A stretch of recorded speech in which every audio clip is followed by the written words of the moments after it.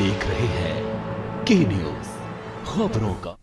नमस्कार, स्वागत है आपका स्पीड न्यूज में। मैं हूं आपके साथ यशी शुक्ला। रुक करेंगे स्पीड न्यूज का। राजधानी शिमला में नगर निगम चुनाव की तैयारियां शुरू हो चुकी हैं। शहर के 34 वार्डों में 147 पोलिंग बूथ बनाए जाएंगे। जनता की सुविधा को ध्यान में रखते हुए जिला प्रशासन ने घरों के आसपास की पोलिंग बूथ बनाने के निर्देश दिए। हर वार्ड के लिए लगभग 3 पोलिंग बूथ बनाए जाएंगे। हिमाचल प्रदेश के जिला कांगड़ा के नगरोटा बागवा के विधायक और पर्यटन निगम के अध्यक्ष रघुवीर सिंह बाली माता किरण वाली का सुबह देहांत हो गया। 2 दिन पहले किरण वाली को कांगड़ा स्थित उनके आवास मजदूरिया में सुबह लगभग 5:30 बजे हार्ट अटैक आया था। राजधानी शिमला से दिल्ली रूट के लिए 2 और बसें शुरू की गई है। बर्फबारी के बाद से बंद चल रहा रूटों को फिर से बहाल किया गया। रोहड़ी और रामपुर में इन बसों की आवाजाही शुरू की गई। ऐसे में रामपुर व रोहड़ी से दिल्ली जाने वाले यात्री बस सेवाओं का लाभ उठा रहे हैं। हरियाणा के करनाल के नेशनल हाईवे 44 पर कोहरे के कारण एक रोडवेज बस की ट्रक से टक्कर हो गई। हादसे में ड्राइवर को देखते समेत 5-6 सवारियां गंभीर रूप से घायल हो गई। घटना की सूचना के बाद पुलिस मौके पर पहुंच गई। घायलों को सरकारी अस्पताल में भर्ती कराया गया। हरियाणा के पानीपत में एक बड़ा हादसा चल गया। दरअसल इसराना थाना क्षेत्र में नौरथा में बड़शाम रोड पर शुक्रवार देर रात एक चौथी बरेजा कार में सभी परिस्थितियों में आग लग गई। आग तत्काल बढ़ गई। कार के सवार चाचा भतीजा ने किसी तरह कूदकर अपनी जान बचाई। जींद ही नहीं, पूरे हरियाणा में शनिवार को कोहरे का जबरदस्त प्रकोप देखने को मिला। धुंध से विजिबिलिटी शून्य रही। घनी धुंध ने नेशनल हाईवे नंबर 152 पर जींद की सीमा से गांव बुढ़ाखेड़ा के पास ट्रक और प्राइवेट बस की टक्कर हो गई। बस पर चालक की की मौत हो गई। बस के शव को जलाना के सिविल अस्पताल में रखाया गया। हरियाणा में रोहतक के विजयनगर में एक व्यक्ति ने फांसी का फंदा लगाकर आत्महत्या कर ली, जिसकी सूचना मिलते ही पुलिस टीम मौके पर पहुंची जांच पड़ताल में जुट गई है। वहीं मृतक ने सुसाइड नोट भी लिखा है, जिसमें उसने ससुराल वालों पर तंग करने का आरोप लगाया।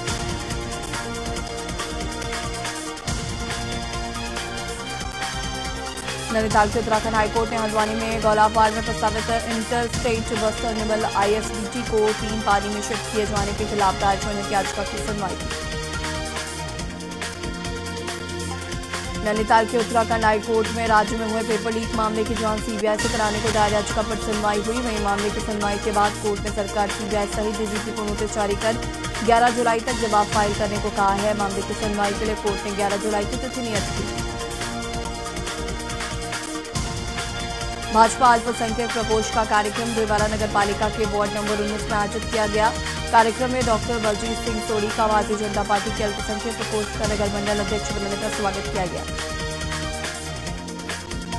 हल्द्वानी में DGP अशोक ने कोतवाली का निरीक्षण किया। इस दौरान DGP अशोक कुमार ने मालखाने में मैस और असलहे के साथ भी अफ्रीकों को रखरखाव का भी निरीक्षण किया। इस दौरान कोतवाली में आगंतुकों और महिलाओं के लिए बनाए गए हेल्पडेस्क की DGP ने तारीफ की और कोतवाली परिसर में साफ सफाई की व्यवस्था को देख DGP बेहद संतुष्ट नजर आए। नक्सस में शिवरात्रि को लेकर शिवालयों में भक्तों का लगातार था। आपको बता दें कि वहीं महाभारत कालीन मंदिर पंचलेश्वर के साथ पथरेश्वर में शिव भक्त जलाभिषेक करते नजर आए। आपको बता दें कि शिव भक्तों ने शिवलिंग पर बेलपत्र, भांग धतूरा, दही से जलाभिषेक किया। और मेयर चुनाव पर दिल्ली के CM अरविंद केजरीवाल क्या कुछ कह रहे सुन लेते हैं। Lieutenant Governor has desired that Urban Development Department shall defend this petition. उन्होंने कहा LG साहब ने कि पहली चीज आप मेरा वकील ही दिल्ली सरकार का वकील भी लगाइए। श्री तुषार मेहता LG साहब के वकील थे। दिल्ली सरकार के अफसर को आदेश दिया गया कि तुषार मेहता को ही दिल्ली सरकार का वकील भी लगाइए। तेरा वकील तो तेरा वकील भी मेरा वकील और मेरा वकील भी मेरा वकील। मतलब ये तो दुनिया के इतिहास में पहली बार हो रहा होगा कि 2 अपोजिंग पार्टियां, दोनों अपोजिंग पार्टी का वकील एक ही होगा। तेरा वकील भी मेरा वकील और मेरा वकील भी मेरा वकील। तुषार मेहता दिल्ली सरकार का वकील और तुषार मेहता जो है वो LG का भी वकील। फिर इसमें लिखा है कि Delhi urban development department shall defend this petition. LG साहब उसको कह रहे हैं अफसर को कि जितने गलत काम मैंने किया आपको सुप्रीम कोर्ट में उसको डिफेंड करना है। आपको सच्चाई नहीं बतानी, आपको देख के सुप्रीम कोर्ट के अंदर मेरे सारे गलत कामों को डिफेंड करना है। एक किया। दूसरा आदेश, you should engage the services of Shri Tushar Mehta. मेरा वकील तुषार मेहता है, तुम भी तुषार मेहता को करो, तुम अपना वकील गौतम नारायण को मत करो।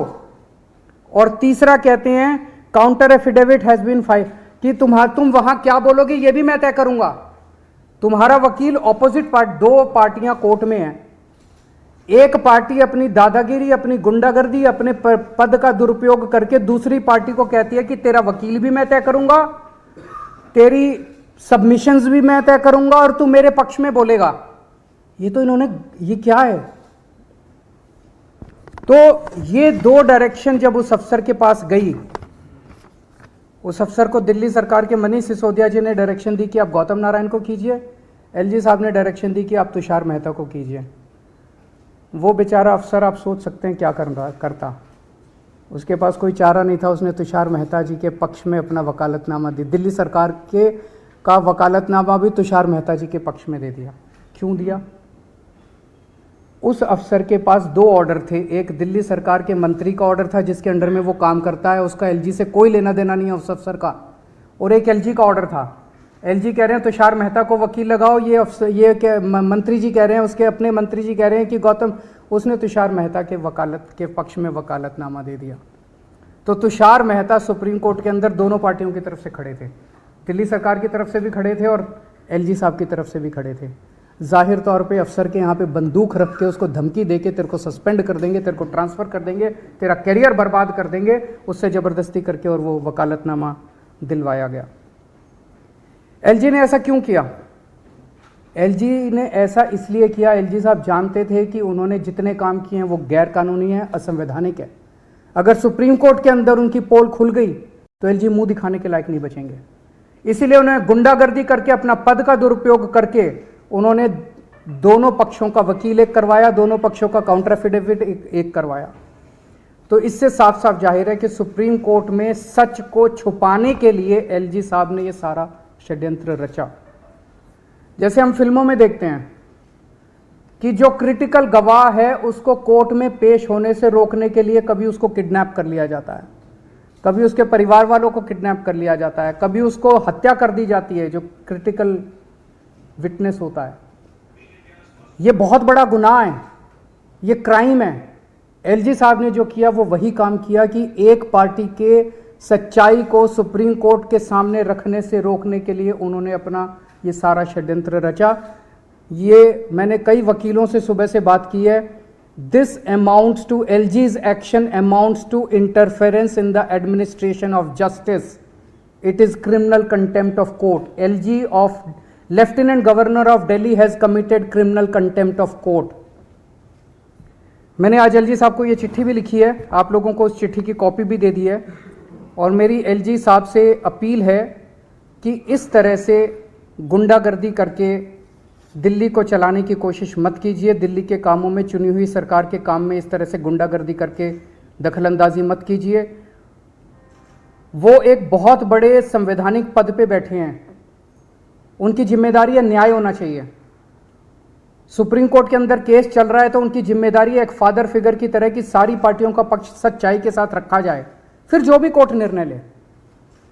लेकिन उन्होंने उसको करने से रोका। ये तो अच्छा हुआ, जो मुद्दे थे दिल्ली सरकार से सुप्रीम कोर्ट को कुछ पूछने की जरूरत नहीं पड़ी। सुप्रीम कोर्ट को 5 मिनट के अंदर मुद्दा समझ में आ गया।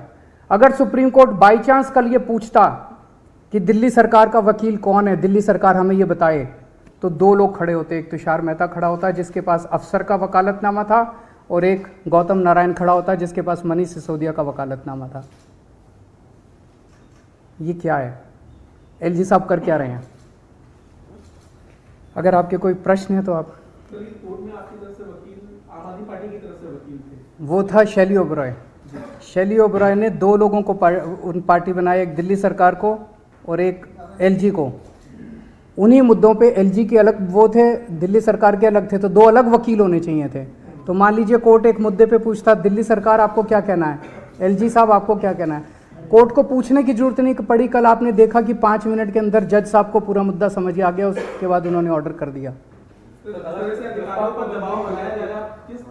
सरकार को भविष्य में देख रहे हैं या कामकाज को नहीं करेंगे, संघर्ष कर रहे हैं, लड़ रहे हैं। अंत में सच्चाई की जीत होगी, अंत में जनतंत्र की जीत होगी, संविधान की जीत होगी। संविधान को कुचल रहे हैं, एलजी साहब एक बार नहीं कई मौक़ों पे कह चुके हैं, मैं संविधान को नहीं मानता, मैं सुप्रीम कोर्ट के आदेशों को नहीं मानता। ऐसे एलजी के साथ कैसे दिल्ली चल सकती है, कैसे देश चल सकता है? सर बहुमत आप लोग के पास है, अगर 22 तारीख को मेयर का चुनाव होता है तो आप लोग निश्चित है कि इस बार आम आदमी पार्टी का मेयर दिल्ली को मिल जाएगा? बिल्कुल मिलना चाहिए।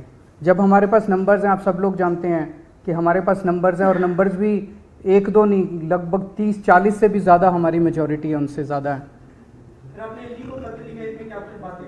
मैंने उनसे यही कहा है कि आपके जैसे आप संवैधानिक पद पे बैठे हैं, इस तरह की हरकतें करना आपको शोभा नहीं देता है। सर कल एक्साइज मैटर के ऊपर सीबीआई की दोबारा से इंटेरोगेशन है मनीष की, क्या लगता है कि अब क्या इंटेंट सकता है? पहली चीज़ तो शराब घोटाला नाम की कोई चीज़ नहीं है, कोई घोटाला नहीं हुआ। सबसे अच्छी पॉलिसी देश में, सबसे पारदर्शी पॉलिसी हम लोगों ने बनाई। यही पॉलिसी जब पंजाब में लागू की गई तो पंजाब में 48% रेवेन्यू बढ़ा, सेम टू सेम पॉलिसी। तो दिल्ली के अंदर इन लोगों ने जानबूझ के पॉलिटिकल वेंडेटा के तौर पे, राजनीतिक षड्यंत्र के तौर पे इन्होंने ये सारा केस रचा है। मनीष जी कल जाएंगे, हम पूरा कोऑपरेट करेंगे और अंत में सच की जीत होगी। Thank you. और यहां पर दिल्ली के मुख्यमंत्री अरविंद केजरीवाल को आप सुन रहे थे, जिन्होंने एलजी पर गंभीर आरोप लगाए हैं मेयर चुनाव को लेकर, और तमाम बातें यहां पर आम आदमी पार्टी द्वारा कही। आम आदमी पार्टी से जिस तरीके से यहां पर हम रार देख रहे हैं काफी दिनों से, भारतीय जनता पार्टी और आम आदमी पार्टी के बीच में, एलजी के बीच में हम डे 1 से देख रहे हैं कि काफी आम आदमी पार्टी इसका विरोध करती आई है। ऐसे में आज मुख्यमंत्री अरविंद केजरीवाल ने इस पर खुलकर बात की, साथ ही साथ उन्होंने कई गंभीर आरोप भी एलजी पर लगाए हैं। रुक करेंगे स्पीड न्यूज का। कोटद्वार में टीवीएस शोरूम के सामने बाइक सवार युवक का एक्सीडेंट हुआ। वही बाइक का नियंत्रण होकर डिवाइडर से टकरा गई, जिसके बाद बाइक सवार को स्थानीय लोगों की मदद से बेस हॉस्पिटल लाया गया। डॉक्टरों से मृत घोषित किया। आपको बता दें युवक पेट्रोल भराकर अपने घर जा रहा था। रोहतास के चिनारी थाना क्षेत्र में गायघाट के पास कैमूर पहाड़ी से एक पिकअप वैन पानी भरे खाई में गिर गई, जिससे बड़ा हादसा हो गया। काराकाट के गुरारी थाना क्षेत्र के गेरा छांदी गांव से एक पिकअप पर सवार 23 श्रद्धालु चिनारी थाना क्षेत्र के गुप्ता धाम शिवरात्रि को लेकर जलाभिषेक के लिए जा रहे थे। इसी दौरान पिकअप अनियंत्रित होकर पहाड़ की सड़क से खाई में गिर गई। एटा में जिलाधिकारी अंकित कुमार अग्रवाल और एसएसपी उदय शंकर सिंह ने देर शाम महाशिवरात्रि पर्व को दृष्टिगत विभिन्न स्थानों पर भ्रमण कर व्यवस्थाओं का जायजा लिया। महाशिवरात्रि पर्व पर कांवड़ियों हेतु लगाए गए सहायता शिविर में शासन की मंशा अनुसार बेहतर सुविधाएं मुहैया कराए जाने के निर्देश दिए गए। बाराबंकी में कचरा निस्तारण प्लांट में इकट्ठा कूड़े में भयंकर आग लग गई, जहां आग लगने से लोगों में हड़कंप मच गया। वहीं आसपास स्कूलों को बंद कराया गया। आपको बता दें कि किसी अनहोनी से बचने के लिए 3 दिनों तक स्कूल बंद कराए गए।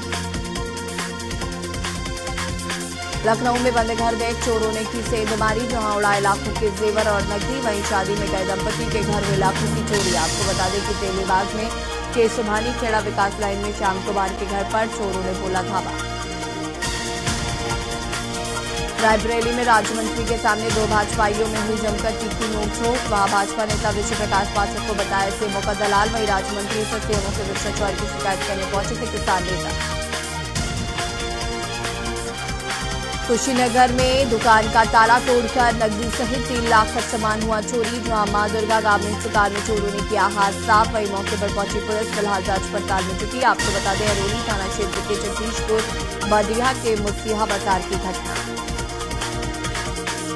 और यह में निचली गंगा नहर में अनियंत्रित होकर गिरी कार, जहां ग्रामीणों ने कार सवार महिला और चालक को शीशा खोलकर निकाला बाहर। वहीं अजीतमल थाना क्षेत्र के रहने वाले बताए जा रहे कार सवार, आपको बता दें कार सवार अपनी बहन को छोड़कर अपने घर अजीतमल जा रहे थे। चंदौली में पुलिस द्वारा फर्जी फंसाने का मामला सामने आया, जहां गोविंद उपाध्याय के परिजनों ने एसपी से मिलकर न्याय की गुहार लगाई है। गोविंद उपाध्याय को दिखाए गए फर्जी असलाह। आपको बता दें कि गांजा और चोरी की बाइक को उजागर करने की मांग की है।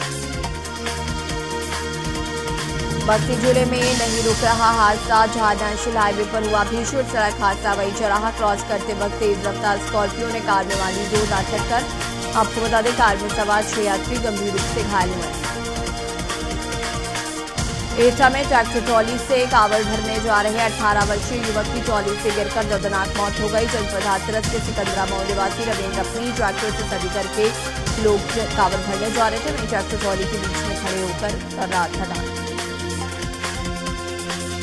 बदायूं में तेज रफ्तार कार ने एक युवक को रौंद दिया। हादसे में युवक की मौके पर मौत हो गई। 3 किलोमीटर तक शव को घसीटने का आरोप दलदला देने वाली घटना सामने आई। ग्रामीणों की मदद से पुलिस ने कड़ी मशक्कत के बाद गाड़ी में फंसे शव को बाहर निकाला। हरिद्वार के दीप गंगा सोसाइटी के कमरे में मिला महिला का शव। जहां सूचना पर मौके पर पहुंची पुलिस ने तोड़ा दरवाजा तो वहीं बिस्तर पर पड़ा था महिला का शव। आपको बता दें शव को पोस्टमार्टम के लिए भिजवाया गया है जिला अस्पताल। राजधानी लखनऊ के सरोजनी नगर थाना क्षेत्र में स्थित TSM Mishra hospital medical college के प्रथम वर्ष की MBBS छात्रा ने अपने हॉस्टल रूम की बालकनी में जाकर नीचे छलांग लगा दी, जिससे छात्रा मृणाल सिंह की मौके पर दर्दनाक मौत हो गई। शामली के किराना में गांव मन्ना माजरा में दर्जनों ग्रामीणों ने प्रदर्शन करते हुए गांव में स्थित रमझाई पर रास्ते के लिए पुल बनवाए जाने की मांग की है। ग्रामीणों ने बताया कि रमझाई पर पुलिस न होने के कारण गांव वाले रमझाई पर पड़े सीमेंट के खंभे द्वारा रास्ता पार करने पर मजबूर हैं। अमरोहा के गजरौला कस्बे के हसनपुर मार्ग पर स्थित नफीस सैफी नाम के कारोबारी की फर्नीचर की दुकान में अचानक शॉर्ट सर्किट से आग लग गई, जिसकी वजह से अफरा तफरी का माहौल हो गया। आग लगने की सूचना मिलने पर फायर ब्रिगेड की गाड़ियां मौके पर पहुंची।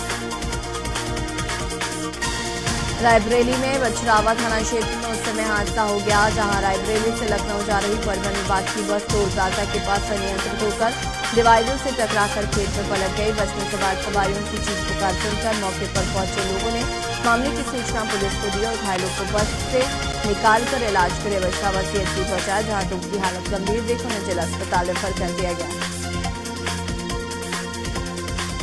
आगरा के सभी मंदिरों में महाशिवरात्रि के पर्व पर भक्तों की लगी लंबी कतारें, वहीं बम बम बोले से गूंजे मंदिरों में दिखाई दी। महाशिवरात्रि के पर्व पर अपनी मनोकामना की मन्नत लेकर मंदिर में भोलेनाथ के दर्शन के लिए दिखाई दिए। अमरोहा में मंदिर में शिव भक्तों का लगा तांता, जहां पर हजारों लाखों श्रद्धालु हरिद्वार नीलकंठ ब्रजघाट जैसे कई तीर्थस्थलों से कांवड़ में चढ़ कर लाते दिखे। मंदिरों में जलाभिषेक किया। मेरठ में लूट मामले का पुलिस ने किया खुलासा, जहां पुलिस ने दोनों को किया गिरफ्तार। वहीं बदमाशों के पास से सोने की चेन और नकदी बरामद हुआ। बिजनौर में मंदिर जा रही मां बेटी पर गुलदार ने किया हमला, जहां युवती की हुई दर्दनाक मौत। वहीं एक सप्ताह में दूसरे बच्चे पर किया गुलदार ने हमला। नगीना थाना क्षेत्र के पीरतपुर का पूरा मामला बताया जाए। हाथरस क्षेत्र के गांव सोखना का पूरा मामला, जहां बंद पड़े मकान में चोरों ने धावा बोला, जहां मकान के कमरे में रखे बक्से से लाखों रुपए के आभूषण चोरी कर फरार हो गए। वहीं मकान मालकिन आशा देवी ने पुलिस को सूचना दी। आपको बता दें मौके पर पहुंची पुलिस फिलहाल मामले की छानबीन में जुट गई है। शामली के किराना में गांव मन्ना मांझरा में दर्जनों ग्रामीणों ने प्रदर्शन करते हुए गांव में स्थित रमझाई पर रास्ते की पुलिया बनवाए जाने की मांग की है। आपको बता दें कि कई दिनों से ग्रामीण इस बांध को रख रहे हैं, हालांकि उनकी मांग अभी तक पूरी नहीं हुई। हर हर महादेव के नारे के साथ महाशिवरात्रि पर गाजियाबाद के दुधेश्वरनाथ मंदिर में 12 बजे से ही भोलेनाथ के भक्तों की लंबी कतारें देखने को मिली। श्रद्धालुओं ने जलाभिषेक के लिए देर रात 12 बजे से ही कतारों में लगकर अभिषेक करने की प्रतीक्षा कर रहे हैं। मालाओं व लाइट से भव्य तरीके से मंदिर परिसर को सजाया गया है। बाराबंकी में रिटायर्ड लेखपाल से हुई साइबर ठगी। बाराबंकी में रिटायर्ड लेखपाल साइबर ठगी के बाद से ही डिप्रेशन में चला गया। उसने आत्महत्या जैसा खौफनाक कदम उठा लिया। रिटायर्ड लेखपाल के खाते से साइबर ठगों ने 10,000 रुपए निकाल लिए थे, जिसमें वो साथ में चले गए और गुमसुम रहने लगे थे। परिजनों के मुताबिक इसी के चलते उन्होंने अपनी जान दे दी। वहीं मौके पर पहुंची पुलिस ने शव को कब्जे में लेकर जांच पड़ताल शुरू की है। गोरखपुर के महाशिवरात्रि के पर्व को देखते हुए SSP ने सख्त निर्देश देते हुए कहा कि मंदिरों में आने वाले श्रद्धालुओं को सुरक्षा को लेकर पुलिस मुस्तैद रहे। खासकर महिलाओं की सुरक्षा को लेकर सख्त निर्देश दिए गए थे। लेकिन वहीं दूसरी तरफ राजपाट थाना क्षेत्र के TP नगर में चौकी प्रभारी कुंवर गौरव सिंह ने मंदिर के सामने दुकान लगाने एक महिला को थप्पड़ जड़ दिया। लखनऊ के मनकामेश्वर मंदिर पर लंबी कतारें, जहां देर रात से ही मंदिरों पर लगी भीड़, वहीं मंदिरों के बाहर सुरक्षा के कड़े इंतजाम। जौनपुर में अखिल भारतीय ब्राह्मण सभा के राष्ट्रीय अध्यक्ष राजेंद्र नाथ त्रिपाठी की गाड़ी की टक्कर से अखिल भारतीय ब्राह्मण महासभा के कार्यकर्ताओं ने कलेक्ट्रेट परिसर में खुलेआम असले का प्रदर्शन किया। वही प्रदर्शन करते हुए SPCP संजय कुमार को ज्ञापन देने का काम किया। अम्बेडकर नगर में एक बार फिर खाकी शर्मसार हुई। इस बार खाकी पर हत्या का आरोप है। दरअसल बीती थाना क्षेत्र के चोटीपारा गांव निवासी प्रहलाद सिंह नाम के एक व्यक्ति का शव गांव से थोड़ी दूर सड़क किनारे पाया गया था। अम्बेडकर नगर में चोरी करने का वीडियो हुआ तेजी से वायरल, जहां चंदे की बेटी को रॉड से तोड़ते चोर का वीडियो सीसीटीवी में कैद हुआ। वहीं वीडियो वायरल होने के बाद पुलिस मामले की जांच पड़ताल कर रही है। अकबरपुर थाना क्षेत्र के मीरानपुर इमामबाड़े का मामला। सिद्धार्थनगर में प्रदेश प्रभारी राघवेंद्र प्रताप सिंह ने किया पलटवार। सपा सांसद शफीकुर रहमान के बयान पर पलटवार किया। रायबरेली में राज्य मंत्री महिला कल्याण एवं बाल विकास एवं पुरस्कार प्रभारी मंत्री रायबरेली के आगमन के दौरान देखने को मिला हाईवे पेश ड्रामा, जहां पर पहुंचे किसान नेता ने मंत्री से मिलकर स्वास्थ्य विभाग में व्यापक भ्रष्टाचार की लियाकत कराने का प्रशासन के द्वारा खींचकर बाहर किया। मुजफ्फरनगर में पुलिस ने हनी ट्रैप में फंसाकर एक बंधक बनाकर मोती रकम एक्ट वाले गिरोह का भंडाफोड़ किया, जहां पुलिस ने एक महिला सहित 2 लोगों को गिरफ्तार किया। वहीं इतना ही नहीं, इनके चंगुल में फंसे एक व्यक्ति को भी पुलिस ने सकुशल बरामद किया है। मुजफ्फरनगर पर विकास कर रही योगी सरकार, नरेंद्र तोमर ने ये बयान दिया है। जनपद के प्रभारी सुमेंद्र तोमर ने बताया कि जहां प्रदेश भर में आयोजित हुई इन्वेस्टर समिट फेयर सफल रही, इसका परिणाम है कि उत्तर प्रदेश उद्योगपतियों की पहली पसंद बन गया है। हाथरस क्षेत्र के गांव सोखना का मामला, जहां बंद पड़े मकान में चोरों ने धावा बोला। वहीं मकान के कमरे में रखे बक्से से लाखों रुपए के आभूषण चोरी कर फरार हो गए। मकान मालकिन आशा देवी ने पुलिस को सूचना दी। मौके पर पहुंची पुलिस मामले में जांच पड़ताल कर रही है। ललितपुर के सदर कोतवाली क्षेत्र पनारी का मामला, जहां सूचना पर खाद्य विभाग द्वारा बैग मसाले की फैक्ट्री पर छापेमार कार्रवाई की गई। इस दौरान महावरात प्रतिबंधित डिस्पोजल भी पाए गए थे, जो नगर पालिका टीम द्वारा सीज कर लिए गए। रायबरेली में बछरावा थाना क्षेत्र में शुक्रवार को उस समय बड़ा हादसा हो गया, जब रायबरेली से लखनऊ जा रहे परिवहन विभाग की बस टोल प्लाजा के पास अनियंत्रित होकर डिवाइडर से टकरा गई। बस में सवार सवारियों की चीख पुकार सुनकर मौके पर पहुंचे लोगों ने मामले की सूचना पुलिस को दी और घायलों को बस से निकालकर इलाज के लिए बछरावा सीएचसी पहुंचाया। दिल्ली के भजनपुरा में 2 पक्षों के बीच देर रात जबरदस्त तरीके से फायरिंग हुई। सूत्रों की माने तो देर रात एक परिवार शादी से लौट रहा था। इसी बीच पड़ोसी से गाड़ी को पार करने को लेकर बहस शुरू हुई और बहस लड़ाई में बदल गई, जिसके बाद पड़ोसी की तरफ से ताबड़तोड़ फायरिंग हुई। शाहजहांपुर कलेक्ट्रेट में ज्ञापन सिटी मजिस्ट्रेट को सौंपा गया। शाहजहांपुर में पिछले कई दिनों से तमाम मांगों को लेकर धरना प्रदर्शन किया जा रहा था। एंटी करप्शन ऑफ इंडिया संगठन ने कलेक्ट्रेट में ज्ञापन सिटी मजिस्ट्रेट को सौंपा। विद्युत संविदा कर्मियों के समर्थन में एंटी करप्शन संगठन द्वारा सिटी मजिस्ट्रेट को दिए गए ज्ञापन में मांग की गई। मैनपुरी में रसगुल्ले के विवाद में वृद्ध की हत्या, जहां शादी समारोह में रसगुल्ले को लेकर भिड़े 2 पक्ष। वहीं घटना में एक आरोपी समेत 2 लोग घायल, अस्पताल में कराया गया भर्ती। रायबरेली परिवहन मंत्री ने आदेश जारी किया है। सिक्योरिटी नंबर प्लेट को लेकर परिवहन मंत्री के द्वारा आदेश जारी किया गया। वहीं सिक्योरिटी नंबर को लेकर चालान काटे जा रहे हैं। जालौन में दबंगों ने मां बेटे से की मारपीट। किसान मां बेटे से दबंगों की मारपीट। घायल पुत्र और मां ने मामले को लेकर स्थानीय पुलिस से शिकायत की है। गंभीरता न दिखाते हुए पीड़ित को कोतवाली से हटाया गया, जहां पीड़ित मां बेटे ने एसपी से शिकायत को गंभीरता से देखते हुए एसपी इरज राजा ने जांच के आदेश दिए। श्रावस्ती में हर हर महादेव के जयकारों से गूंज शिवालय, जहां पांडितकालीन भूतिनाथ मंदिर पर जलाभिषेक के लिए उमड़े भक्त। वहीं आदि रात से ही मंदिर परिसर में शिव भक्तों का जमावड़ा लगा हुआ है। आपको बता दें सुबह 4 बजे से शुरू हुआ जलाभिषेक का सिलसिला। रायबरेली में भूमाफियाओं के हौसले हुए बुलंद। उत्तर प्रदेश के मुख्यमंत्री के बुलडोजर का असर रायबरेली में नहीं दिख रहा है। अधिकारियों की लापरवाही और उदासीनता का जीता जागता सबूत।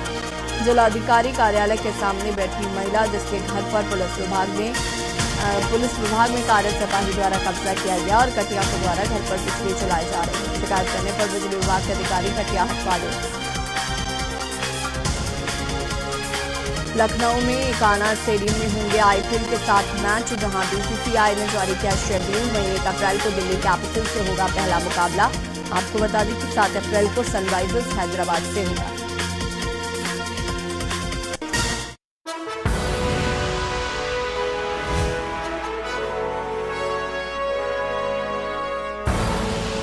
आप देख रहे हैं के न्यूज।